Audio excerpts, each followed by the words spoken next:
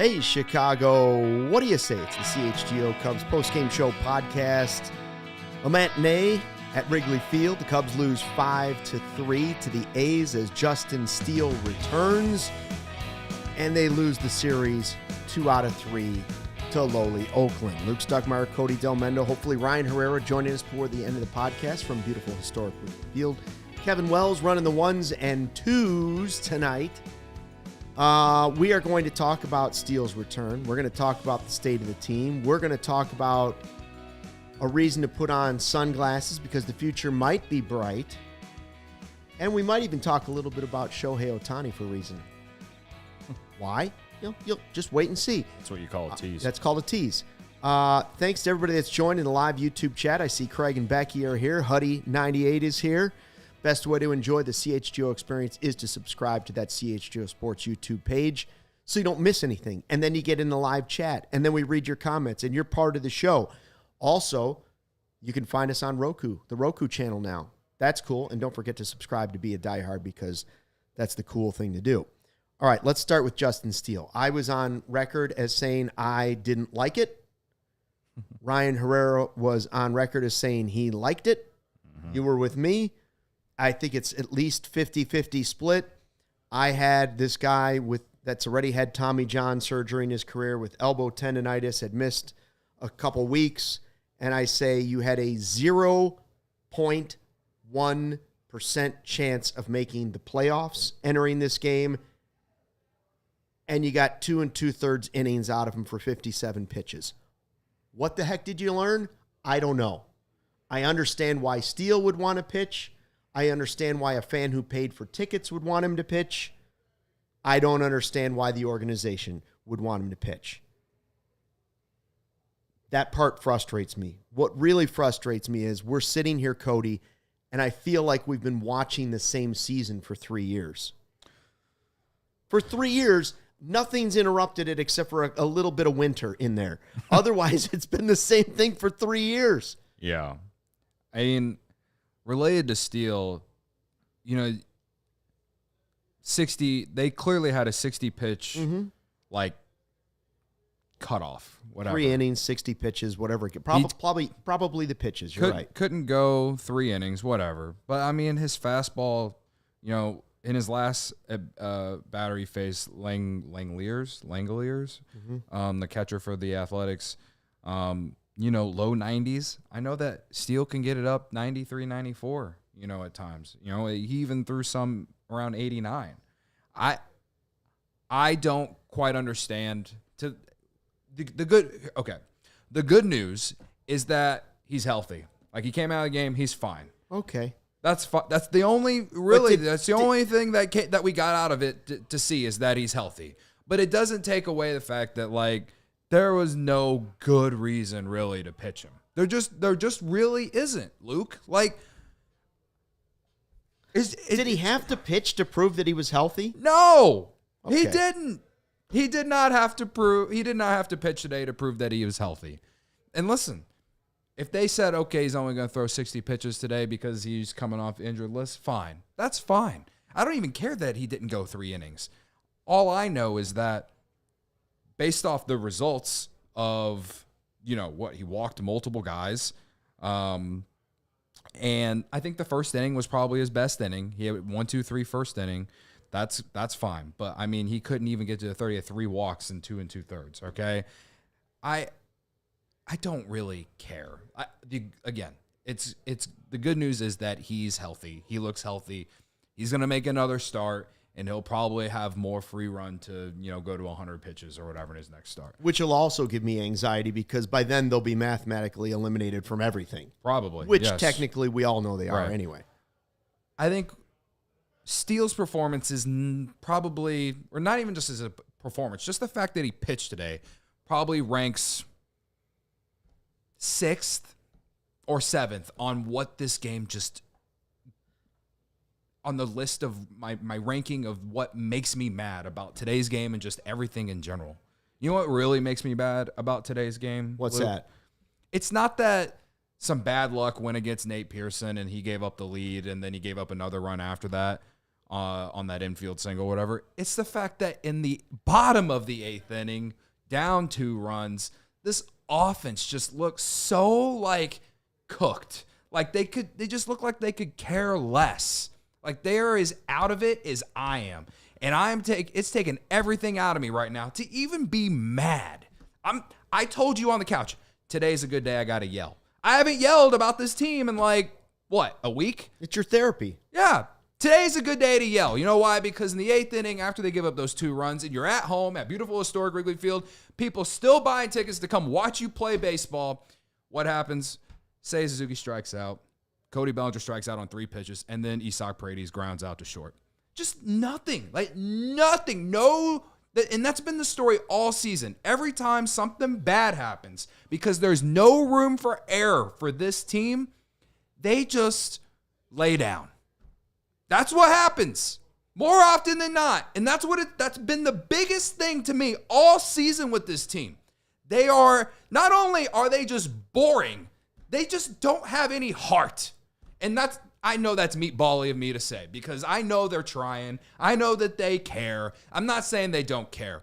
But I am saying that when things don't go right, when adversity comes, they can't ever figure it out. There's been a few games where things happen, where things have worked out. That Pirates game, they were losing, 10-3 or whatever, and they came back and won that game. Great.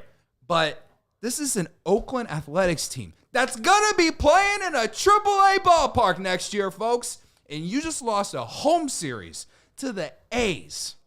To the A's. It might as well be like losing a game to the White Sox, which somehow you didn't lose to the White Sox this year. So I'm actually surprised based on how things went in those series.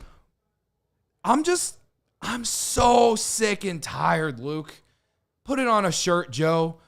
I'm so sick and tired of being so sick and tired, man. I'm so sick of this team. I'm so sick of this organization and their lack of transparency. I want to know when this team's going to start winning games. I want to know when I can actually be excited about this team again. Because I'm mad that this game is just another scripted game that we've seen all season. And you know what? You know what even the worst part is, Luke? This loss gives it clinches the division for the Brewers. Okay? Kick in the crotch.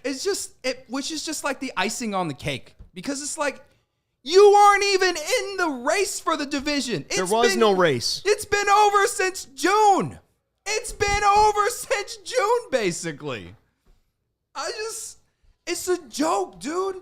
You went over the luxury tax this year. You went over the luxury tax this year. You have the highest payroll in the division. And you lost you were out of it in June, July, whatever in the division. You have the highest payroll in the division. And the Brewers clinched today because you lost. They didn't even win. They haven't even played yet. They get to celebrate winning division before even playing tonight. It's just, all of it is just so unacceptable. If you are going to charge $16 beers, Tom, this is unacceptable. I'm so sick and tired of being so sick and tired with this team.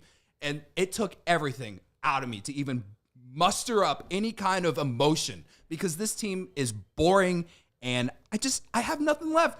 I'm not even excited for the offseason because I have no expectations for the offseason. No one thinks they're going to go try and sign Juan Soto. I will reply to Pete Ricketts' dumb political tweets all offseason telling him to sign Juan Soto, and then he won't do shit. Excuse my language. Nothing will happen. Can I keep going? Bleep. Sure. Everything I'm saying, whether you agree with it or disagree with it, at the end of the day, there is no reason that we as fans should have any confidence in what's going to happen this offseason and moving forward because this front office hasn't given us anything to have any hope at all. Nothing. Everything we said last offseason, Luke, the questioning of the offense, you brought Bellinger back, and sure, you added Michael Busch. He's still a rookie. He's turned out to be great this year. He's one of the best rookie players this year. Great. But you still went into a season with hope that maybe he would provide that extra bat that you needed. At third. You hoped that Morel was going to take that step, and it didn't work out. It was so bad that you traded him. Paredes, I still have belief in him, but whatever. Like, the point is that this offense did not take the step that you hoped it would do. Again, hoped. You hoped it would do this. This team was projected for 83 to 85 wins, and it was projected that when you have the highest payroll in this division. Make it make sense. It's awful roster construction. Awful. Here's why you're mad. And these are facts. Like, some of the stuff you can say is debatable back and forth. Facts are highest payroll in division, highest paid manager in the division, into the luxury tax. All three things are now true. And you're mid. You're just mid. You were never in the race. You were never in this division race. Not even close, right? To a team that lost their number one pitcher, lost their number one reliever, lost their manager who was supposed to be the manager of all managers. All those things are you can't argue any of them. They're all true. They've been without Christian Yelich for 2 months. Yelich, 2 months. All of those things are true, right? Like, it's insane. You have 15 teams in the National League. 6 are going to the postseason. Another 6 didn't even try this year. And where do the Cubs fit into that mix? Right on the edge of those. Right in the middle. 2 months ago, they were right with them. And they may finish with one more win than they did last year. And you know what? There's no way you can tell me it feels any way better than it did last year. It's all the same season. Yeah. 22 is one season. 23 is another season. 24 is another season. In reality, it's one big fat season of nothing. Yeah. One big fat season of nothing. Before we came over here to do this podcast, that feels like actual like work to do, because it's so hard to find things to talk about this team right now. Before we walked over here, I said to you, 2022 was more fun to talk about because we knew those expectations. We knew that team wasn't going to be very good, even though my delusion talked itself into like 85 in April that year. One of my worst takes, whatever, big of me to admit. But this year, again, expected to make the playoffs. Expected. Year 4 of a year I was told was not to year 4 of a rebuild I was told was not supposed to be a rebuild. That's what I was told, Luke. That's what I was told by the guy at the top in the front office. Okay? It's just I've repeated this stuff, and if you've been following and watching all season, I've repeated this stuff, and I don't want to be the guy who repeats this stuff, but it's the truth. Well, what did Jed Hoyer say at the beginning of the year? In order to beat our projections, we're going to have players outplay the back of their baseball card. That's what he said word for word. So Michael Bush did. That should not be your as the leader of a top that should as the leader of a big market team. That should not be your response. Yeah. That was and it showed they didn't. Nobody outplayed as the only big market team in your division. Yeah. That's a direct quote, by the way, from Jed Hoyer this year. I'm not making any of those words up. They're going to have to outplay the backs of their baseball cards for us to win more than our projected win total. Yeah, that's a direct quote. I mean, that should not be the way you operate. They won't go get Juan Soto, but they're crazy. They need to pay more money than anybody would ever consider giving a baseball player. Yep. Yeah, they do. They do. Covers a lot of problems. And the thing with that quote, Kevin, is that a lot of guys have done that, but the guys they're paying the most haven't, and that's Dansby Swanson and Cody Bellinger. Though, I mean, that's the bottom line. And Swanson's been better in the second half since July 1st. Has played to what I would say his earnings are. And Bellinger has been fine, but he hasn't provided $30 million a year player results. These are facts. These are facts. Bush, Imanaga, Happ, they exceeded expectations. Yeah. Story ends. Yeah, that's pretty much it. Ends. You called PC up too late. I might as well put Horner in that list of guys who have had a down year too. All right, we're gonna talk more about the game. We're gonna talk about some positives, but let me tell you about something you can count on. If you're in the market for a bigger vehicle, find savings to match at Ray Chevrolet this September, because truck and SUV month is going on right now. Head in today to shop their huge selection of new Chevy models at new low prices. Right now, take $3,000 up to $12,000 off MSRP on most new Chevy models. Or cruise into fall your own way and shop over 125 vehicles priced under $20,000. As one of the top-selling Chevy dealers in the Midwest, you're always able to shop one of Chicagoland's largest Chevy inventories. Visit our partner this September at their location on Route 12 in Fox Lake or RayChevrolet.com. If you've heard of Ray Chevrolet, then you've also heard of Ray's Price Promise. Their guarantee to make your next vehicle more affordable than ever with no price changing, no add-ons, and no hidden fees ever. That means incredible prices that we are talking about right now on the podcast. You can expect to see the very same prices when you shop Ray Chevy in-store or online. Shop truck and SUV month all month long by visiting Ray Chevrolet in Fox Lake or RayChevrolet.com. They've been serving the community since 1963. Together, let's drive. As I just had that ridiculously long rant about the Cubs, there's no way I can advocate you going to Wrigley Field to support this team. However, I like going to Wrigley because it's a nice place, and unfortunately, Tom takes advantage of that, right? I understand that. But there are other things, the NFL season is underway, so you can go to Soldier Field and maybe watch a Bears team that's at least interesting. The Blackhawks in the Bull season, preseason's about to start here in the next 20 days or so. You could get tickets to go see those three teams here on Game Time, all right? Game Time Picks filters out the fluff to show you only incredible deals on great seats, so you don't have to waste the searching through thousands of tickets. It's a new feature on Game Time that makes getting tickets for your favorite live events even easier, all right? I said this yesterday.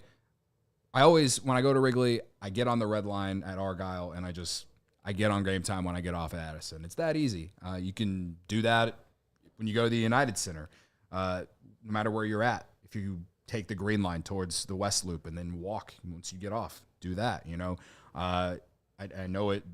The transportation on trying to enter Soldier Field is not always the easiest. However, if you come to our Bears tailgates and you are on the fence of going to a game on that day, and you just pull Game Time like an hour before, because usually our tailgates end sometime in that 11 to 11:30 block, if it's a noon game at least, you can get cheap tickets to go to a Bears game, which is hard to do because they are always expensive. But on Game Time, you can get them cheaper than anywhere else, okay? So that's one of the coolest things about it, is that you get cheaper tickets the closer it gets to game time. That's why they call it Game Time, right? Their priority Game Time Picks is a curation that makes it easier to save more on sports, concerts, comedy, and theater. Their all-in pricing toggling feature shows the total up front with no surprise fees at checkout. They got seat views, which is a panoramic view from your seat in the app before you buy, and they have the lowest price guarantee, or Game Time will credit you 110% of the difference. The Game Time ticket coverage is also really good. Your purchase is covered with the most flexible customer service policy in the ticketing industry. So take the guesswork out of buying tickets with Game Time. Download the Game Time app, create an account, and use code CHGO for $20 off your first purchase. Terms apply. Again, create an account and redeem with code CHGO for $20 off. Download Game Time today. What time is it? Game time. All right, let's put on our rose-colored glasses and explain to the people why the future is bright for the Cubs bullpen. Brought to you by Shady Rays. Head to shadyrays.com and use the code CHGO at checkout for 35% off your polarized sunglasses. We had plenty of negative in the first segment. We could do another 40 minutes on that negative. We could do an entire offseason potentially on that negative, and we might. Yes, I see those of you in the chat saying there's no way they'll spend for Soto. That's what I'm saying, and that's why I think everybody should be angry. Okay? Yeah.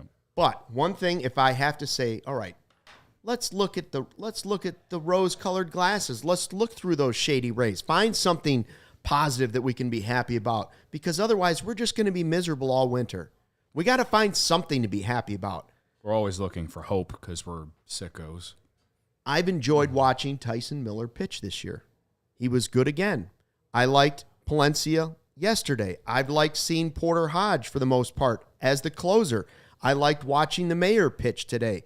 Ethan Roberts, Lopez, Luke Little. What if Ben Brown becomes a piece of that bullpen next year? To me, one thing they have set up to do, and while there will be a lot of what ifs, and if you bring all those guys back as your bullpen next year, there'll be some ifs. But it's not that big of a risk in my eyes. Now, that doesn't mean they shouldn't go out and get you one veteran arm that you know will get it done. Not Hector Neris. Somebody really good. A real dependable reliever. But that group of young pitchers has me pretty excited about the bullpen and what they could be for this team moving forward. And that also includes the rotation. I think they're one starter away. Now, whether that guy's Cade Horton next year or the year after, or whether it's, like you say, spend the money on Burns or trade for Cease with a year left, or whatever dream you have about the rotation, I think that could be a real positive moving forward. So with 10 games left in the season, what are 10 things we want to see the rest of the year? We'll take 5 each. How about that? I'll start with, I want to see these young relievers, the guys I just talked about. I want to see them continue to do good things the last 10 games of the season. That's what I want to see. It's something that I can at least put faith in moving forward. I can't put faith in bats that I haven't seen at the major league level yet, but I have seen each of these guys come up and at least show me glimpses of why I think they could be good bullpen. Not guaranteed good pieces, but good ones. Tyson Miller has showed me a lot this year. So the young bullpen arms, that's one of my positives. You want me to do all my 5 first? Well, I was going to mention, you forgot Pearson. I know Pearson wasn't good today, but I do think that there's upside in him too. He's on my list, but other guys I'm more excited about than him. I think that I like Little Pearson. Hodge, Brown. I like Pearson because he can throw 100, and they've lacked that. And I think he's had more better outings than bad outings. Today wasn't great, and he also got the BABIP gods screwed him whenever he came in to face the guy on third base today. Hit it like an infield single to third base, whatever. But, he did end up giving up the lead. Or actually, Smiley helped him give up the lead, but whatever. The only thing about the young pitchers that's disappointing is we hoped that like 2 or 3 would emerge and become weapons on a playoff team. Yeah. We haven't had the opportunity to see them pitch in real pressure situations for a playoff team. And so that part, did we see the type of progress we were looking for? Yeah, we didn't see it as a team. So that stunts a little bit of their growth of having to go through that process of, hey man, pressure's on, highlights are on, the lights are on from everybody, the media's all over you. Now can you go out and do it against the best players in the league? So that's the next step for those guys. The next thing I want to see in the next 10 games, please give me at least 10 at-bats for Owen Casey. I don't care who you have to send down. I don't care who you have to sit. Give me Owen Casey a handful of at-bats so he gets the experience that PCA got last year. Mm. They might look meaningless. They might prove to be very difficult at-bats for him, but let him learn something that will fuel his offseason. I want to see Owen Casey get at-bats. I don't know if it's happening or not. The next 2 are pretty simple. I want fast games for me. And I want me too at this point. And I want no injuries. Fast games and no injuries. I don't want anybody else getting hurt. That's why I don't want Steele pitching. I don't want to learn anything else about Justin Steele. I'm thankful that he got through the almost 3 innings today. Didn't have to come out of the game. Didn't have any reported arm soreness. I don't need to see him pitch again this season. Mm-hmm. And then the final thing, my final of the 5 of 10, what I would like to see in the final 10 games, you got a handful of home games left, including the Friday 120 Club. I want to see Ryan Herrera from CHGO sing the 7th inning stretch. Make it happen, Cubs. Make it happen, Cubs. Get Herrera up there. Introduce him as 2-time Media League softball champion, Ryan Herrera, now to lead the 7th inning stretch. That's what I'm voting for. Those are 5 things that would get me through the next 10 games. I think he'd get a little nervous up there. That's part of why I would like to see it. I think he'd get real nervous. That's part of why I would like to see it. I think Ryan could go up there and you could get yourself a Jeff Gordon. Oh, man. That bad. That'd be great content for us. Oh, it would be great content. Like if you're looking at how Jeff Carlin did it today and then you're comparing that to Ryan Herrera, Jeff's up there just hey, what's up, Eric? Ryan be like, all right, and a 1 and a 2. And he kind of, I think I could see him like rushing through it. He, wanted to get out of there real quick. And I think we could really get in his head beforehand and be like, man, a lot of pressure. Please don't get nervous. Don't worry about it. We're all just counting on you. Yeah. You got a beautiful voice. Don't worry. It's just going to be on social media for the rest of your life. Listen, I got some embarrassing things out there too. It's fine. So my 5, I think a little bit more realistic than Herrera singing the 7th inning stretch, unfortunately. PCA to finish with an OPS over 700. He's just below 700 right now. I think his last at bat he had like a 698. So I would say start of second half of the season he had an OPS below 550 before the end of July, and he's raised it up this high because he's played so well since the end of July. So I think it'd be great to see him get his OPS over 700 in these somehow, some way in these last 10 games. Isaac Paredes to finish the season strong. He had a great game Monday. Last 2 games, not so much, and he's been great on the road. I know the road home splits have been something fans have talked about. But I personally, I don't. They're not going to. A lot of people I've seen on social media talk about Paredes, being involved in trade talks this offseason. I just don't see the Cubs doing that. Why would you trade Hunter Biggie and Christopher Morel for 2 months of Isaac Paredes unless he's part of a bigger trade to bring in a bigger name? And hey, if that somehow happened, that'd be great. But I'm not banking on it because this front office doesn't know how to do anything bold. And then third, I'm rooting for less than 83 wins because I think it'd be more painful for this team to finish with more than 83 wins and miss the playoffs with the roster that they have. I think I'd actually feel better if they had less than last year's total. I'd feel like there'd be more pressure to do something. Exactly. Do something bold this offseason. Yes. If you actually take at least a game step backwards. Yes. Don't give me 2 more wins and tell me it's progress because it's not. It's not, no. And then fourth, we have 10 games, so I think there's possibility of 2 more Kyle Hendricks starts. Mm-hmm.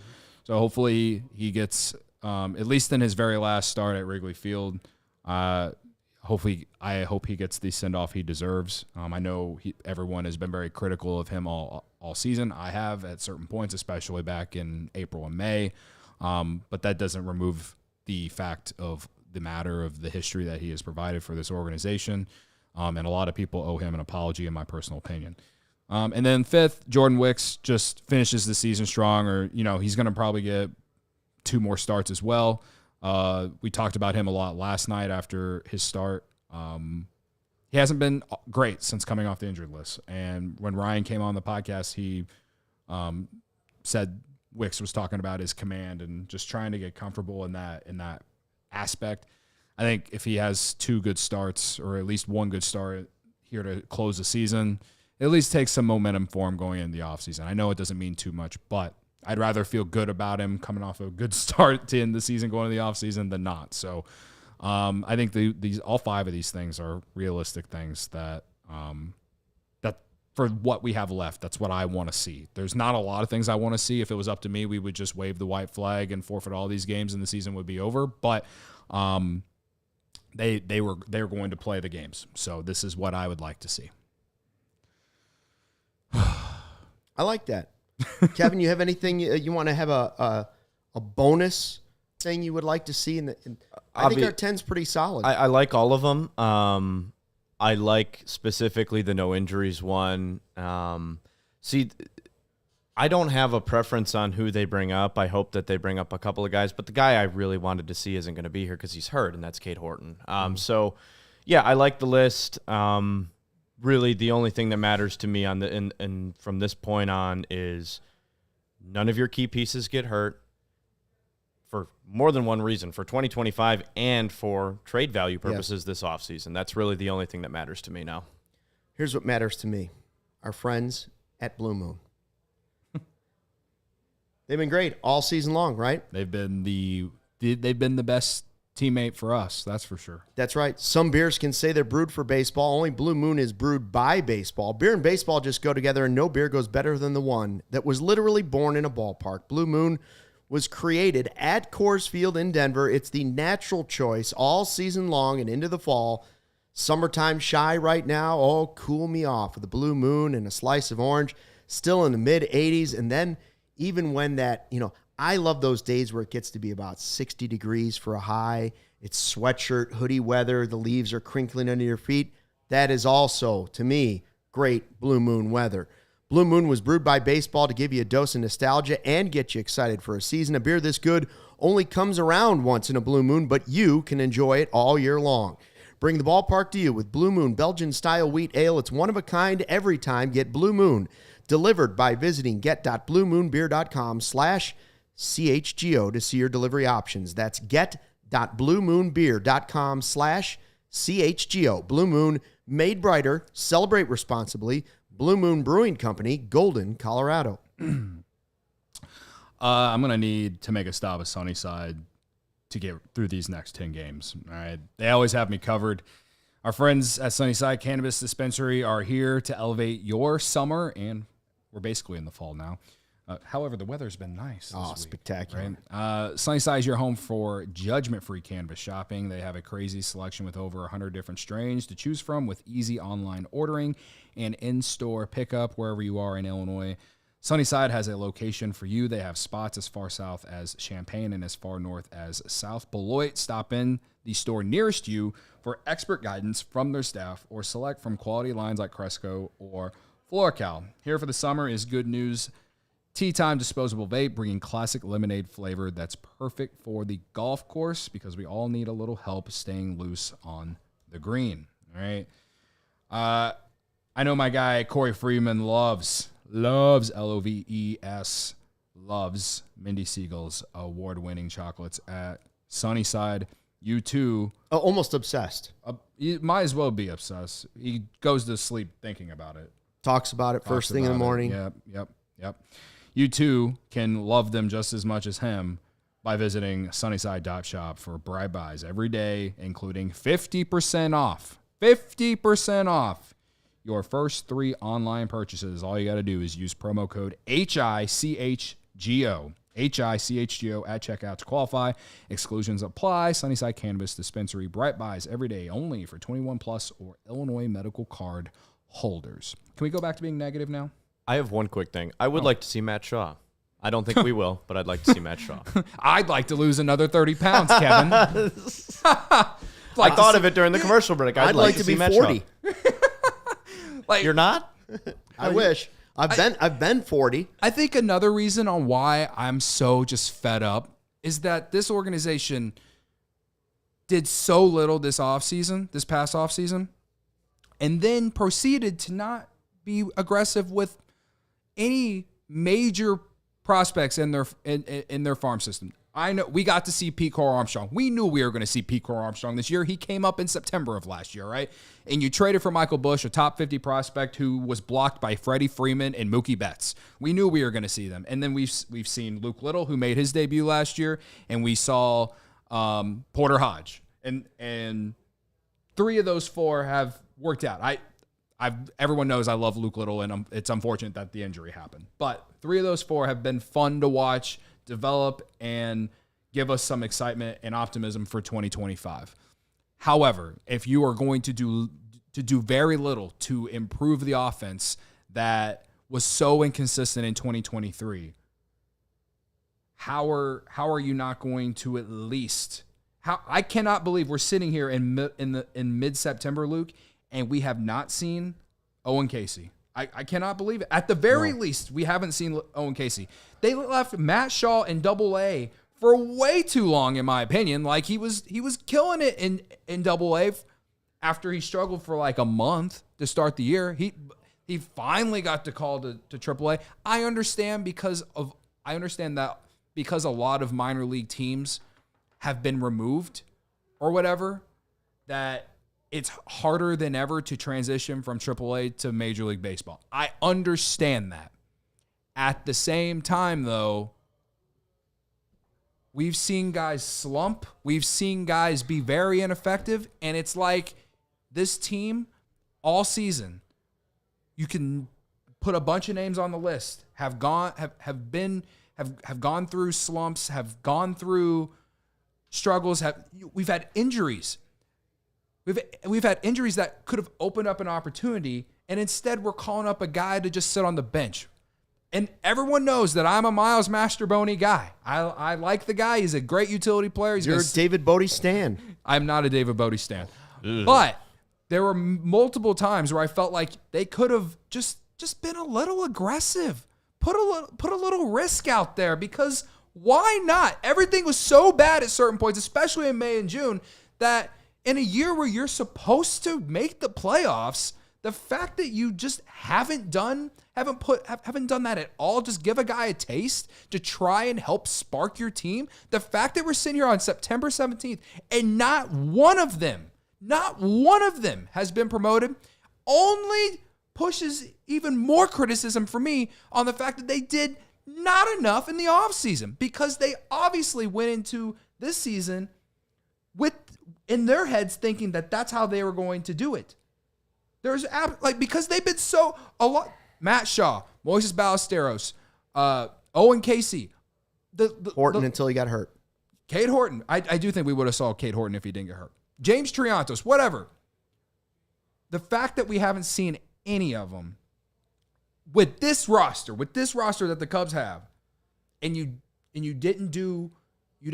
decided, you already went over the luxury tax. Why didn't you just, sign Matt Chapman? I heard Dan Bernstein ranting about not signing Matt Chapman on the score today. And as much as I disagree with what he said, if you would have signed Matt Chapman and Cody Bellinger, Matt Chapman's had a 5-WAR season. This team probably is at least closer to 90 wins if they go into this year with Matt Chapman at third base instead of Christopher Morel. Mm-hmm. I don't know if the offense is any better, but it's at least a better defense. I don't know. I don't make the decisions. I'm not in the front office. I'm not paid millions to make these decisions. But I can confidently sit here, and everyone in this YouTube chat can confidently sit at their computer desk or their phones right now watching us talk and agree with me and say that they didn't do enough this past offseason. And they had plenty of opportunity to just go over the top a little bit more. Because if you were already going over the luxury tax by signing Cody Bellinger, why not? Why did you not sign Matt Chapman like the Giants did for basically the same contract? I don't understand, and it is what it is. Yeah, and Matt Chapman got extended too. He earned a contract extension. And I'm not even saying that. I'm not even saying that I would have wanted the Cubs to do that, but I am saying that I don't even think you wanted him necessarily. No, I really didn't. I really didn't. I wanted Morel to be on this team. I did, which I also think was an okay decision early on. Right, to give him the shot, but It's a very exhausting conversation because none of it matters now, because Morel's not on this team. Chapman's already signed this extension with the Giants, and we've watched it all play out. It just is adding on to the frustration that I have with the front office, is the fact that you had expectations to make the playoffs this year, and you did very little to give us any real confidence in that actually happening. We all had to sit here and hope that things were going to work out. And then you hired the manager from the team that just won the division today, and you weren't even in the division race for half the year.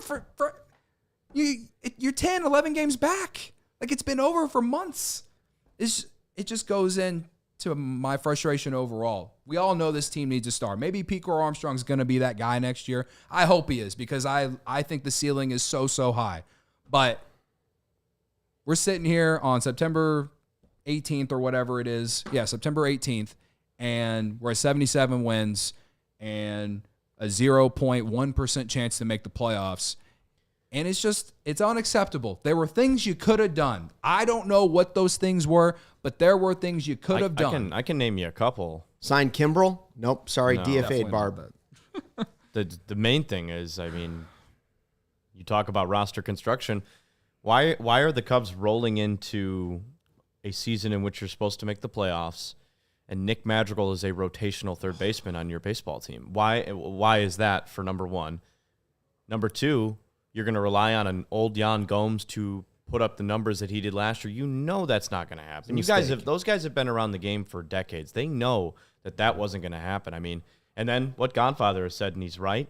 I know that signing a closer is risky, but signing a solid veteran in the back of your bullpen should have been those three things I can tell you right off the bat should have been done. And those aren't expensive moves either. Just go out and get serviceable players. And this is probably my biggest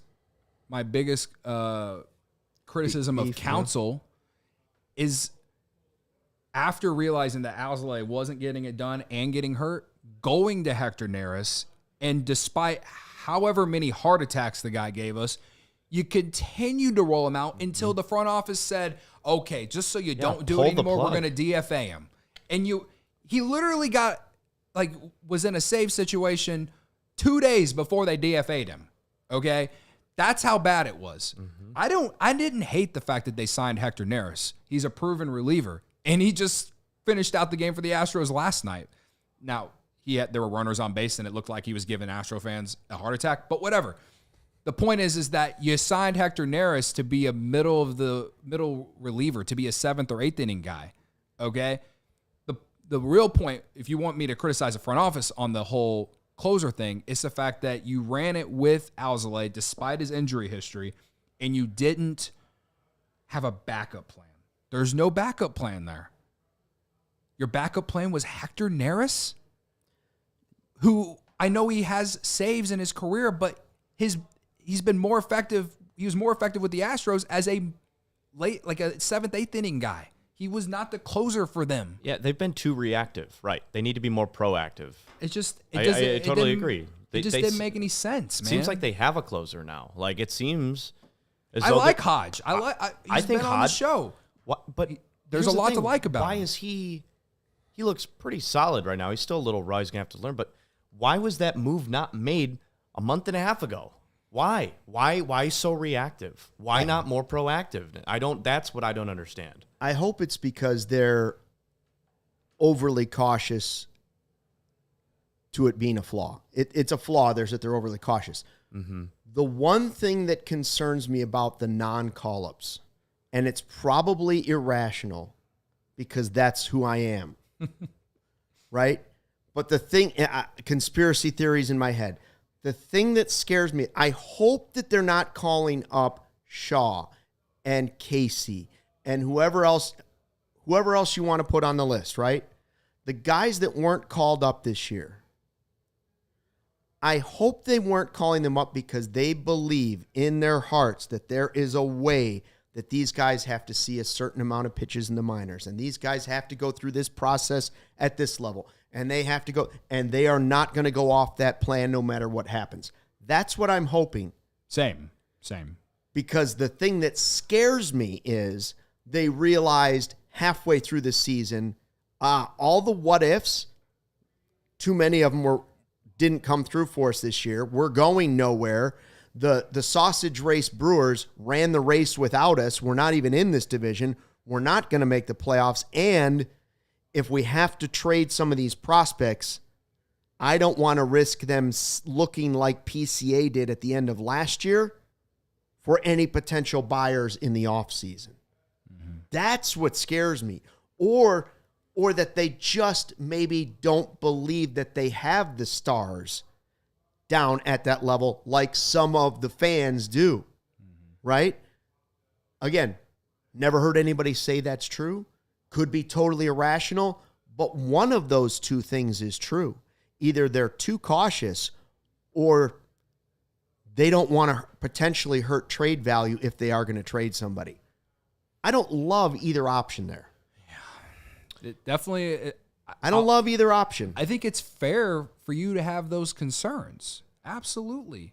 And it's not just this year. Like, look, in our entire existence of CHGO Cubs, we've sat here and been like, man, when are they going to call this guy up? You know? Like, even their process with Morel, and let's use Matt Mervis as an example. Well, that's the guy I was thinking was like, they called up Mervis, and let's be honest, I can't imagine anybody's knocking on the door to get Mervis in a trade when everybody was like, oh, the trade value, man, Mervis. Or he's the next Rizzo, yada, yada. Right. If you bring a guy up and he struggles for a long stretch of time, obviously, right or wrong, his value is going to be lessened somewhat. Yeah. Right? Now, that benefited the Cubs when they got Anthony Rizzo because he had struggled a little bit with the Padres. Hopefully, with PCA, it shows you that it can go the other way. You can have a guy come up, struggle. Just like I've said, I don't care what happens to Owen Casey if he comes up. If he goes through the struggles, great. Then I hope he takes that into the offseason and uses it. Now, could it potentially, I don't believe 7 at-bats, 10 at-bats, or whatever it might be, would hurt a guy's trade value. But if you would have called some of these guys up a month ago and they would have gone through, maybe. I just hope that's not what they're afraid of. I hope they believe in all of them and are just like, no, this is the path. This season is lost. We're not going to gain enough by calling them up. We're going to let them do the process correctly. Yeah, coaching, this was not the season to coach scared. Yeah, you had the roster to make the postseason, and you're right.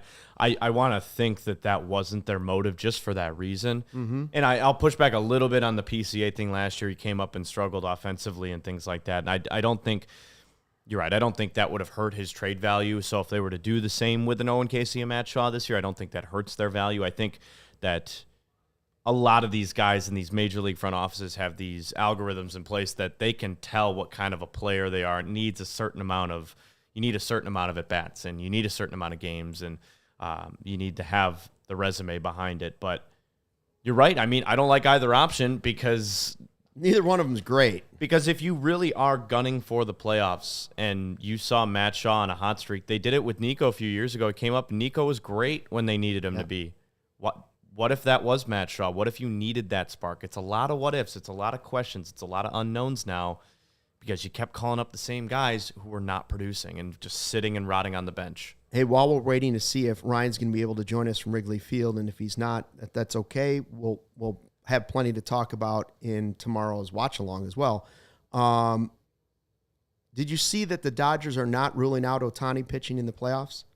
They were asked about it, and they would say, well, it's not a 0% chance. Well, they don't have a choice. And then Joe Madden was asked about it in an interview, and Joe Madden's like, I would pitch him. If he's healthy, I would pitch him. In fact, I'd probably make him the closer.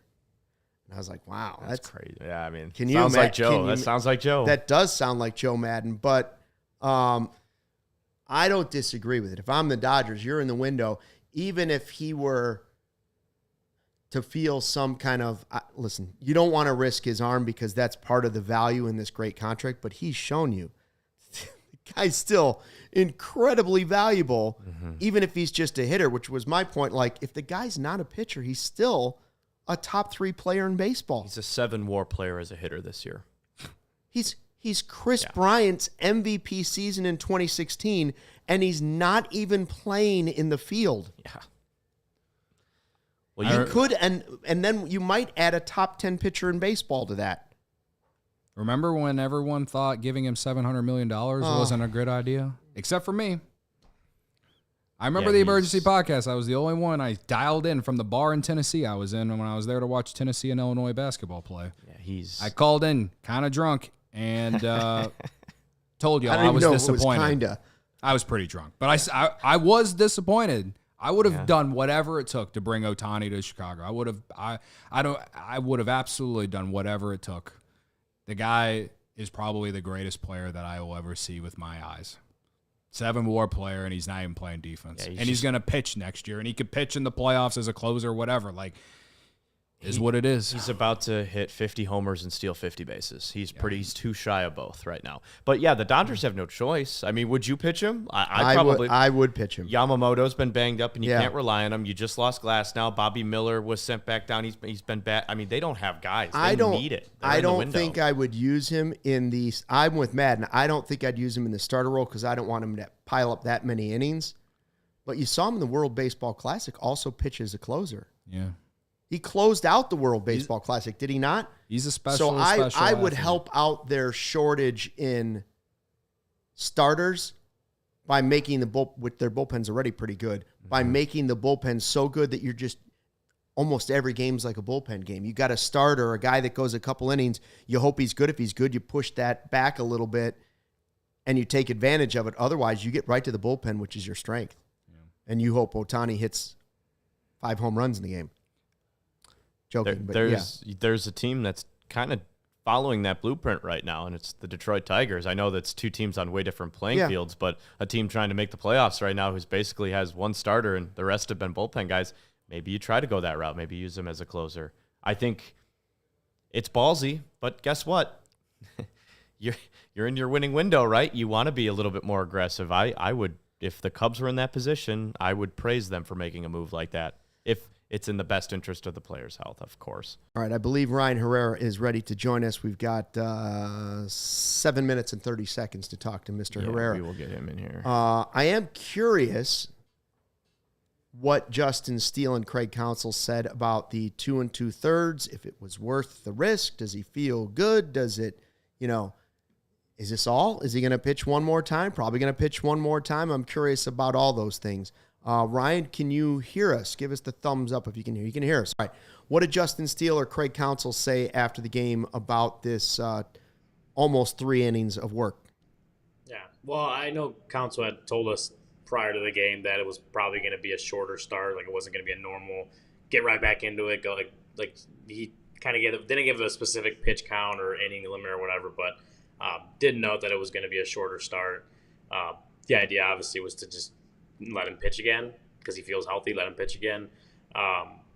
Counsell felt like the third inning got a little long and maybe got a little bit tired, which isn't completely unexpected considering he had missed 3 turns to the rotation, and so obviously went and decided to take him out.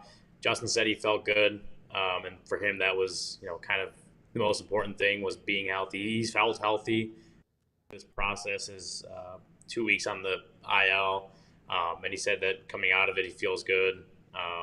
He was happy that they went and with the elbow tendonitis or whatever, I think that's what it was called. That they went in, got imaging done just to figure out, because he had been sort of just managing it for a little while, and he was happy that they went in and went and figured out what exactly it was, tackled it head on, got him back into a good place to pitch again, and I think the main thing is he feels good. He wanted to pitch because he felt healthy, wanted to finish the year strong. There is that peace of mind in finishing a year strong and healthy and going into the offseason knowing you're in that place. So I think, it was only, like you said, 2 2/3 innings, 57 pitches, but I guess positives from that is as much as you can ask for is he came out feeling good, feeling healthy. So that's, Brewers are division champs. Were the quotes from Counsell about the Brewers, was that last night? Was that pregame today? I had seen some recently about him saying they deserve to be there. And it's like, well, that this wasn't even a race 90% of the season. There was he was asked about that before the game.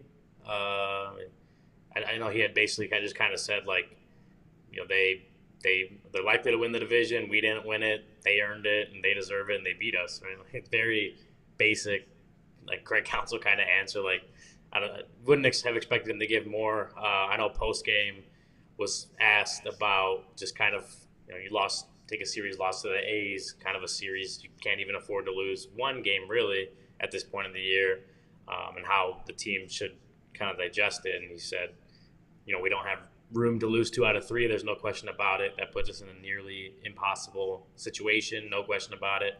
And we don't have room to lose 2 out of 3. Was his quote post game. So, Brewers win the division.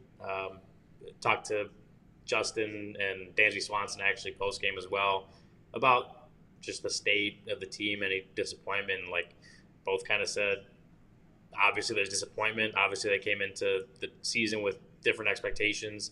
And at this point, it's like the cards fell how they did. They're not division winners. They're likely not going to make the postseason. That I think the goal now is finish the year strong and take whatever experiences you had from this year and learn from them and try to grow from them and get better from them because, it's kind of where they're at right now, Yeah, Cody looks so sad and just – there's been some ranting. There's nothing against those guys. Let's just put it bluntly. Like they're just not going to say what I personally want them to say. And related to this, I'd honestly wish that they would just be more than just more than just the normal stuff that they say. It's just regular, and this isn't against you, Ryan, or anyone else that's there covering the game. It's just from my standpoint, it's just like they're saying what they have to say to answer the question, but they're not going to just give us any kind of emotion to it. I want to see someone mad. I want someone to just break a Gatorade cooler or something. That's what related to this. You are going to miss the postseason. You're not going to win the division. You're not even in the division race the last 2 months, and you were expected to make the postseason this year. Me, you, Luke, Corey, Brennan all said they were going to win at least 86 games this year, and they might not even get to 85 at this point. It's been a massive disappointment. It's an absolute joke, and they're not going to say what I want them to say, and that's fine. At the end of the day, it comes down to player performance. It's a results-based league. Win games. I'm tired of waiting. I've given my patience to this front office. I've given patience to guys on the roster. I've given more optimism than a lot of fans, in my personal opinion. And I'm tired and I'm sick. I'm sick and tired of waiting.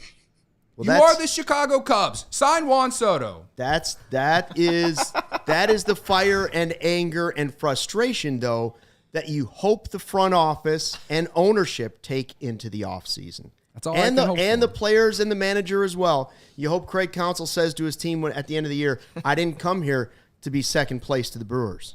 Yeah. And you hope he takes that same message to ownership and the GM in the offseason. I didn't take $40 million because it's just $40 million. I came here because we can dominate this division, and we better start doing it next year. And a big part of that is on me, and a big part of that is on you. I didn't come here for a haircut. They will probably give more enthusiastic response that I want when the season is over and it's, Jed has his season-ending presser or whatever. I'm sure there will be more of what I want then. I've just been waiting for this for 2 months because it's basically been over for 2 months, basically. So it is what it is, man. Luke's been waiting for it for like 3 months now. Luke's been waiting for June against the Cardinals, I believe it was. Friday 120, June against the Cardinals. So, yeah. Where were Godfather, you? he was in early April. He declared the season over. I waited until June. I waited till June. He called it first in April. Credit to him. Yeah, the Cubs were 17-9, and Godfather still said the season was over. Yeah, that's right. Hey, he was right, man. He was right. Was right.